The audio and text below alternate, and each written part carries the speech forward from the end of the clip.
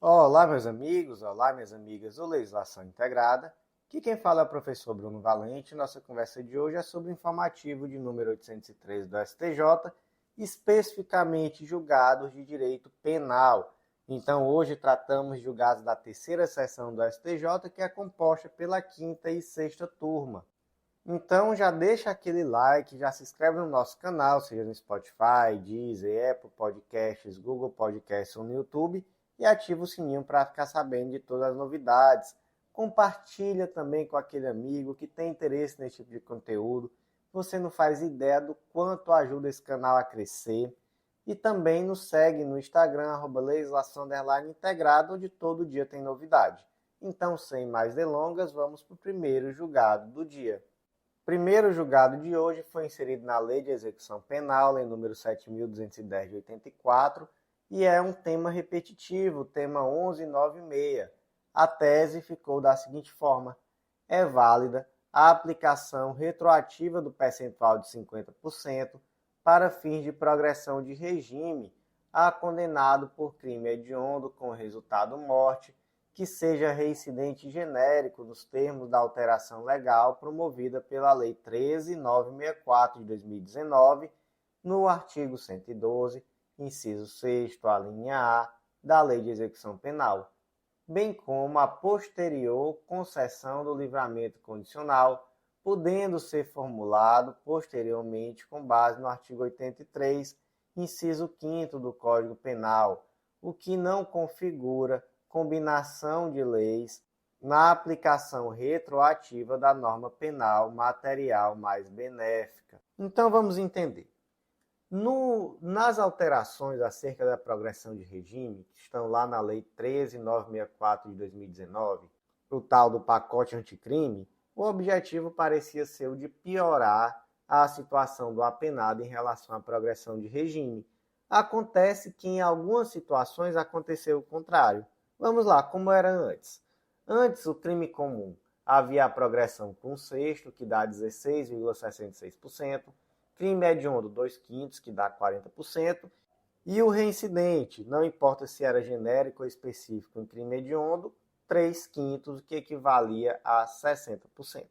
E aí nós temos uma alteração que tornou muito mais complexo, né? Então, agora os percentuais vão lá de 16% até 70%. E aí, em duas situações específicas, acontece que essa situação se tornou menos gravosa. Quais foram essas situações?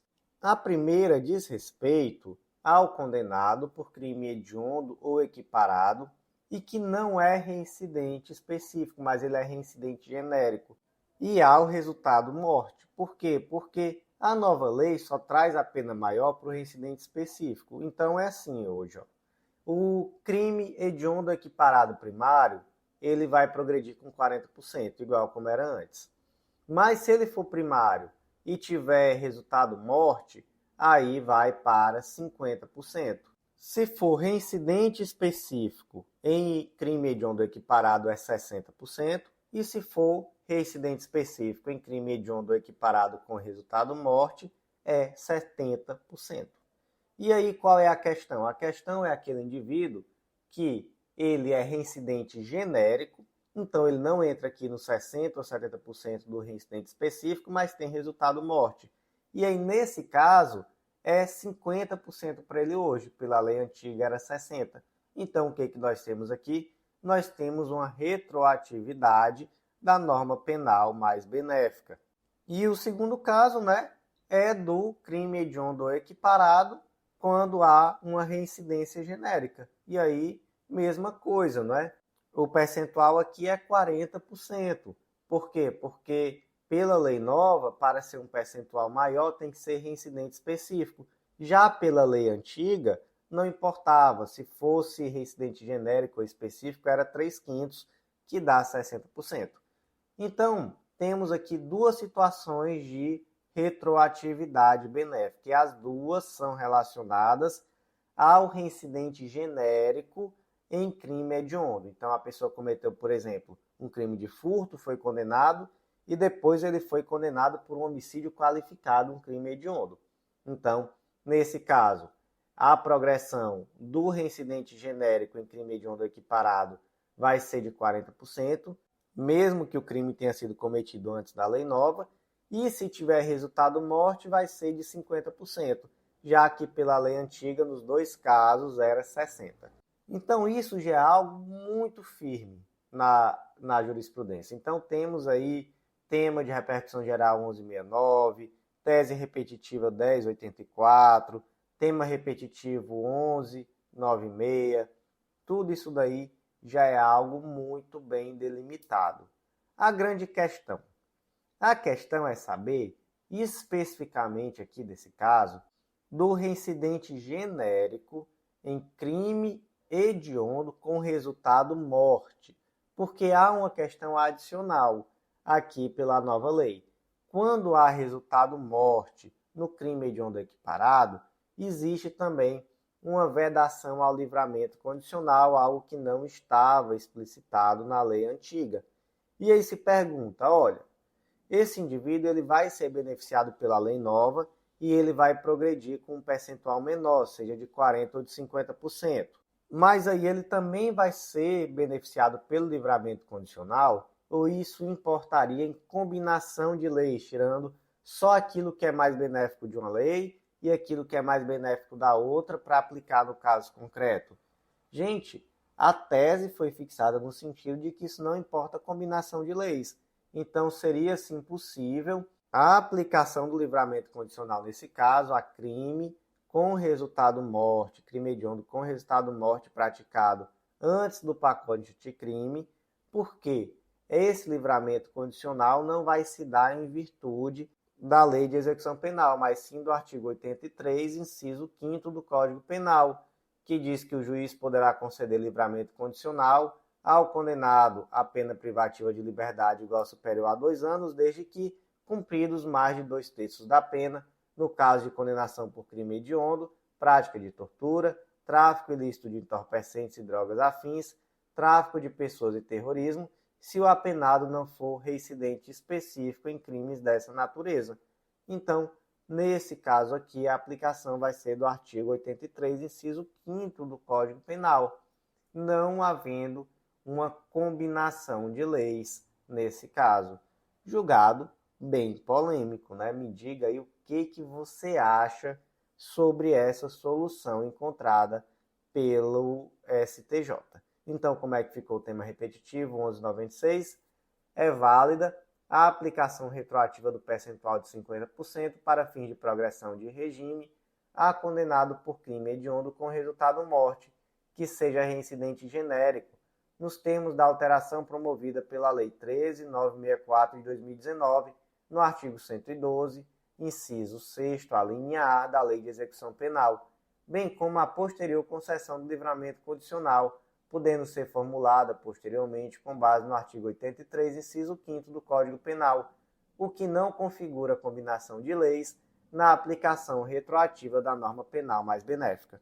Próximo julgado de hoje é da 5ª turma do STJ, foi inserido no Código de Processo Penal, destaque da seguinte forma: é vedado ao juízo recusar a intimação pessoal das testemunhas de defesa, nos termos do artigo 396-A do Código de Processo Penal, por falta de justificação do pedido, substituindo a intimação por declarações escritas das testemunhas consideradas pelo juízo como meramente abonatórias, configurando violação do princípio da paridade de armas e do direito de ampla defesa. Gente, exemplo aqui didático. O Mévio, ele está sendo acusado por um crime de furto. Durante a fase de instrução do processo, sua defesa arrola 3 testemunhas fáticas que presenciaram então os eventos do dia do crime e 2 testemunhas abonatórias, que são aquelas testemunhas que testemunham tão somente sobre a índole do acusado, não necessariamente tendo presenciado o crime. Então aqui é a dona Maria, vizinha, que chega lá e diz: o Mévio é rapaz muito bom, trabalhador, sempre cuidou da mãe, nunca se meteu com esse negócio de droga, com esse negócio de coisa errada. Dona Maria, mas a senhora viu alguma coisa nesse dia do crime? Não, nesse dia eu nem vi. Nesse dia eu estava viajando. Mas eu tenho certeza que Mévio nunca faria uma coisa dessa. essa é a testemunha abonatória. O juiz, no entanto, decide que as testemunhas abonatórias não precisam ser intimadas para depor em audiência, sugerindo que declarações escritas sejam suficientes. Ou seja, o juiz não queria, digamos assim, perder tempo na audiência ouvindo testemunha que fosse meramente abonatória. E ele disse, diga à dona Maria que traga por escrito a declaração dela, que é mais que suficiente. A defesa do MEV, entretanto, argumenta que essa decisão prejudica o direito de defesa, impede o contraditório e a ampla defesa de Mévio. E aí se pergunta, a decisão do juiz de não intimar as testemunhas abonatórias e de aceitar apenas declarações escritas está correta? Não, não está correta. A legislação processual penal, gente, não diferencia testemunha fática de abonatória. Não existe, portanto, uma hierarquia entre qual é mais importante que a outra, e o processo tem que garantir a ampla defesa do acusado. Então, é inadequado esse tipo de indeferimento da testemunha simplesmente por ela ser abonatória e não a testemunha fática. Portanto, como é que ficou o destaque do julgado? É vedado ao juízo recusar a intimação pessoal das testemunhas de defesa nos termos do artigo 396 do CPP, por falta de justificação do pedido, substituindo a intimação por declarações escritas das testemunhas consideradas pelo juízo como meramente abonatórias, configurando violação do princípio de paridade de arma e do direito de ampla defesa. Próximo julgado de hoje, inserido no Código de Processo Penal, destaque da seguinte forma: o indeferimento do pedido de justificação de testemunhas de defesa no juízo criminal, baseada unicamente na ausência de justificativa para a intimação pessoal, prevista no artigo 396 do CPP, configura cerceamento de defesa e infringe os princípios do contraditório e da ampla defesa. Aqui, gente, é o mesmo julgado, tá? Do anterior, do destaque anterior, mas é um novo destaque, mas trata aqui do mesmo processo. E basicamente, qual é a questão aqui? A questão é que o juiz, ele primeiro exigia que a parte justificasse por que está rolando aquela testemunha, para só depois ele dizer se ele vai ou não deferir o pedido de intimação dessa testemunha para comparecer à audiência. E aí, gente, veja só, ele está criando um ônus que não está previsto na legislação. A legislação não traz que a parte tem que convencer o juízo de que aquela testemunha merece ser ouvida. Não, a parte tem direito de apresentar suas testemunhas, óbvio. Isso deve ser visto com cautela, né? Também não cabe à parte ficar levando um monte de testemunha meramente protelatória que não tem nada a dizer. Mas, de fato, o juiz não pode também simplesmente negar o arrolamento de uma testemunha ou mesmo a intimação, quando necessário, para comparecer em juízo, simplesmente porque a pessoa que arrolou essa testemunha não conseguiu convencer já de antemão que será uma testemunha importante. Não, não é assim que funciona. Não há essa previsão no direito processual penal, no Código de Processo Penal, melhor dizendo, de que é necessário convencer o juiz já de antemão que a testemunha é importante. É direito da parte exercer o seu direito à ampla defesa e indicar as testemunhas que lhe aprouver. Então, como é que ficou o destaque? O indeferimento do pedido de intimação de testemunhas de defesa no juízo criminal, baseada unicamente na ausência de justificativa para intimação pessoal prevista no artigo 396 do CPP, configura cerceamento de defesa e infringe os princípios do contraditório e da ampla defesa. Antes de seguir em frente, aquele convite muito rápido, gente, para você que nos escuta, nos acompanha, mas ainda não é assinante do Clube da Lei, vem fazer parte desse clube que te dá acesso a todos os materiais de lei seca e jurisprudência de legislação integrada e a mais de 100 planos de leitura. Gente, no plano anual, custa em torno de 20 e poucos reais por mês e vai ser uma diferença inimaginável nos teus estudos. Tem uma organização no estudo de lei seca e jurisprudência por um material que é semanalmente atualizado e por planos de leitura que te garantem continuidade de estudo, inclusive com planos por edital sendo inseridos sempre sem custo adicional. Então vem fazer parte. E o último convite, vem conhecer a Editora Integrada, você vai ver que publicar aquele livro é mais fácil do que você imagina e muitas vezes pode ser um TCC, uma monografia, até um artigo um pouco maior, algo que você já tem aí na gaveta e vai ser um baita diferencial em uma futura prova de títulos. Então vamos seguir em frente, julgados da sexta turma do STJ. E o primeiro foi inserido no Estatuto da Advocacia, Lei nº 8906 de 94, destaque da seguinte forma: ainda que o advogado seja investigado, é inadmissível o acordo de colaboração premiada firmado com violação do sigilo profissional. Gente, aqui temos um debate que já deu muito o que falar, né? É um debate muito interessante, que é no sentido de que, será que o advogado pode celebrar, melhor dizendo, um acordo de delação premiada? Imagina, o advogado ele é investigado também, junto com o cliente, mas ele soube de determinados fatos que estão acobertados pelo sigilo profissional. E aí imagina que o advogado celebre um acordo de colaboração premiada, trazendo aqueles fatos que ele soube em virtude da profissão. Isso é possível? Gente, polêmico. E temos outra coisa polêmica também neste julgado que vamos já conversar sobre. Mas vamos lá, o fato é que o Estatuto da Advocacia diz que é direito do advogado se recusar a depor como testemunha em processo no qual ele funcionou ou devesse funcionar, ou sobre fato que é relacionado com a pessoa de quem seja ou foi advogado, mesmo quando autorizado ou solicitado pelo constituinte, bem como sobre o qual constitua sigilo profissional. Além disso, o artigo 207 do CPP diz que são proibidas de depor as pessoas que, em razão da função, ministério, ofício ou profissão, devam guardar segredo, salvo se desobrigadas pela parte interessada quiserem dar o seu testemunho.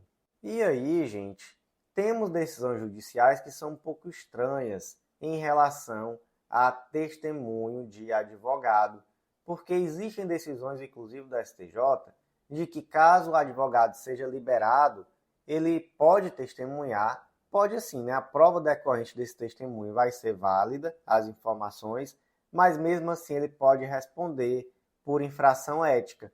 Então temos aqui uma interpretação nada sistêmica do ordenamento jurídico brasileiro. Então o advogado vai responder por infração ética, mas mesmo assim a prova é válida? Estranho, muito estranho. E aí o que o STJ decidiu agora? Que não é possível o advogado, de forma alguma, e aqui está falando de algo até mais sério do que testemunhar, né? Está falando de um acordo de colaboração premiada. Entendeu-se que não é possível que o advogado celebre um acordo de colaboração premiada, mesmo que ele esteja sendo investigado junto, né? Que aí seria o caso do acordo de colaboração, quando ele souber dos fatos em virtude da sua atividade profissional. É uma questão ética, não é? Então, de fato, penso eu que se trata de uma decisão acertada, apesar de ser uma decisão polêmica, né? Digamos assim. Eu acho que esse tipo de assunto é um pouco complicado, então sempre vai gerar polêmica, sempre vai gerar debate e com certeza há bons argumentos também em sentido contrário. O segundo ponto, que é tão importante quanto o primeiro, é que nesse julgado o STJ entendeu que o delatado tem legitimidade para questionar a legalidade do acordo de colaboração premiada celebrada pelo delator. E aí temos aqui uma decisão que nesse ponto é um tanto quanto problemática dentro daquilo que a jurisprudência traz, porque o que nós temos hoje de mais firme na jurisprudência? Que, em regra, o delatado não tem legitimidade para questionar judicialmente o acordo de colaboração premiada, porque o acordo de colaboração premiada ele é um ato personalíssimo, é um negócio jurídico processual celebrado entre o delator e o Estado. Então, um terceiro não tem a legitimidade de questionar. Acontece que já existia uma exceção jurisprudencial, né, que foi criada pelo próprio STF, que é quando esse acordo de colaboração premiada foi celebrado desrespeitando regra constitucional de prerrogativa de foro. E aí, nesse caso, por se tratar de uma situação de competência, então seria sim possível questionamento judicial por parte do delatado. Essa é a jurisprudência que existe hoje no âmbito do STF. Acontece que nesse julgado especificamente, o STJ decidiu que existe sim essa legitimidade por parte do delatado. Veja só um trecho. Não obstante haver precedentes importantes em sentido contrário, não há razão para outra afirmação senão a de que os delatados têm sim a legitimidade de questionar o acordo de colaboração premiada com a alegação de não ter sido firmado com observância da imperiosa legalidade. A partir do momento em que sua esfera jurídica foi afetada pelo teor da delação, é evidente a sua legitimidade para questionar esse acordo que, de forma negativa, afeta os seus. Gente, só para dar um spoiler, temos uma decisão do próximo informativo 814, que já saiu, já está comentado em formato escrito, mas ainda não gravei o podcast, já vou gravar, calma, e que trata sobre o mesmo assunto. E mais uma vez a sexta turma do STJ reconhece a legitimidade do delatado para impugnar o acordo de colaboração premiada. Então temos agora uma situação problemática, né? O que vale ainda? Penso que ainda vale aquilo que o STF decidiu, mas com certeza temos agora a jurisprudência da sexta turma do STJ querendo reabrir a discussão acerca do tema, e com certeza isso vai chegar novamente ao STF muito em breve, e aí vamos ver se o STF vai manter, se o STF vai voltar atrás. Vamos ver também o que a outra turma, né, a quinta turma da STJ vai decidir, a terceira sessão. Então, enfim, com certeza está reaberto o debate e o STJ mostra, ou melhor, a sexta turma mostra que de fato quer reabrir esse debate. Vamos ver no que dá. Então, como é que ficou aqui o destaque do julgado? Ainda que o advogado seja investigado, é inadmissível o acordo de colaboração premiada firmado com violação do sigilo profissional. E o último julgado de hoje também é super polêmico, super mega polêmico.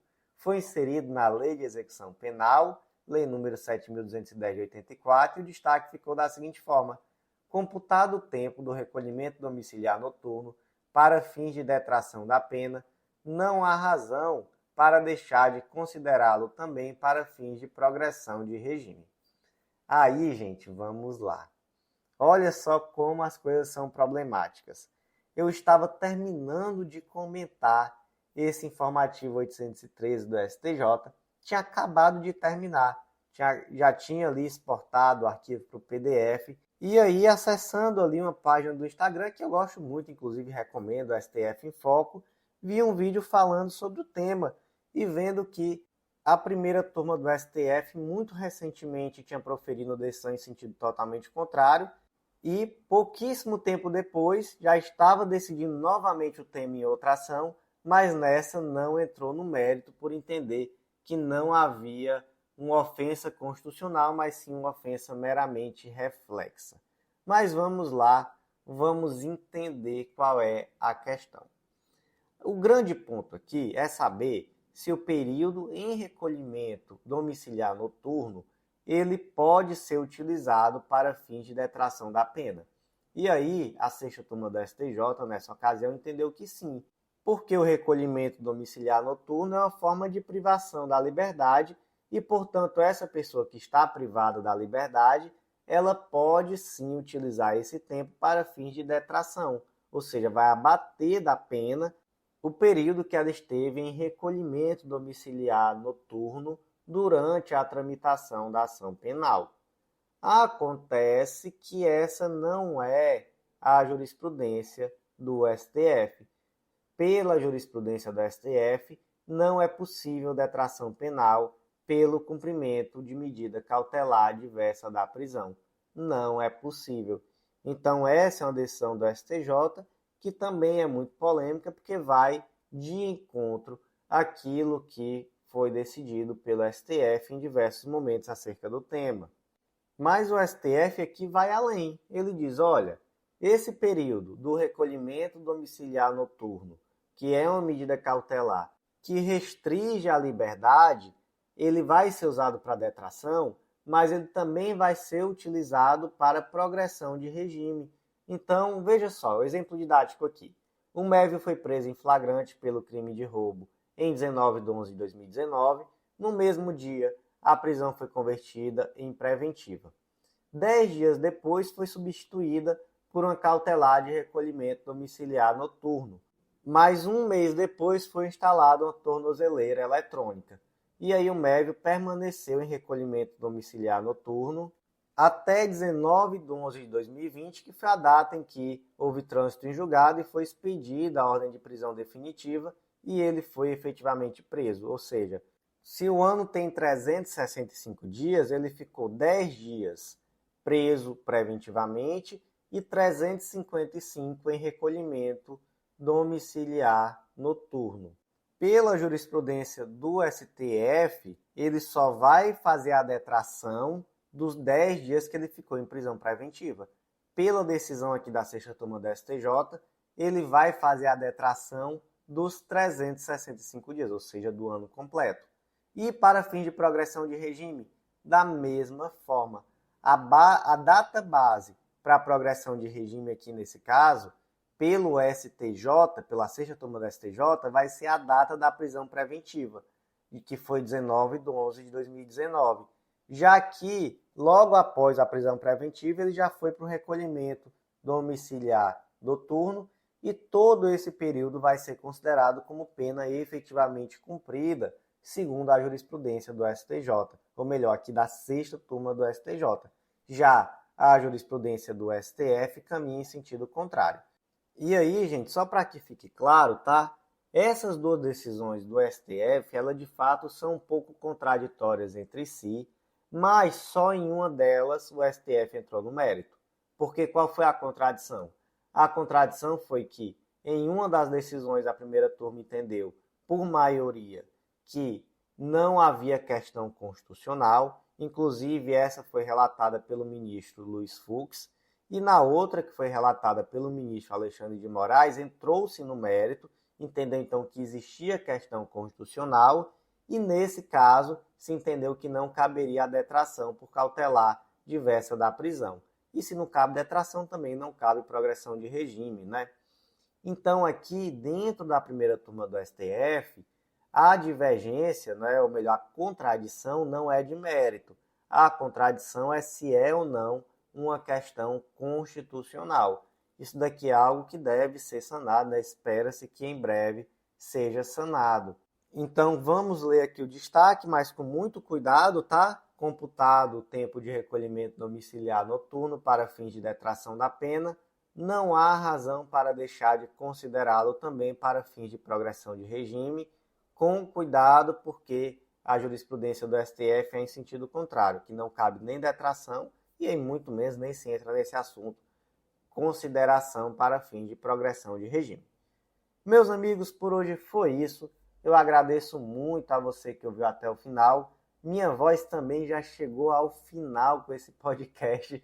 Vou descansar um pouquinho, que eu ainda tenho aqui alguns outros acumulados para gravar, mas eu espero que vocês estejam gostando desse novo formato. Espero ainda os feedbacks de vocês. Agradeço muito e até a próxima.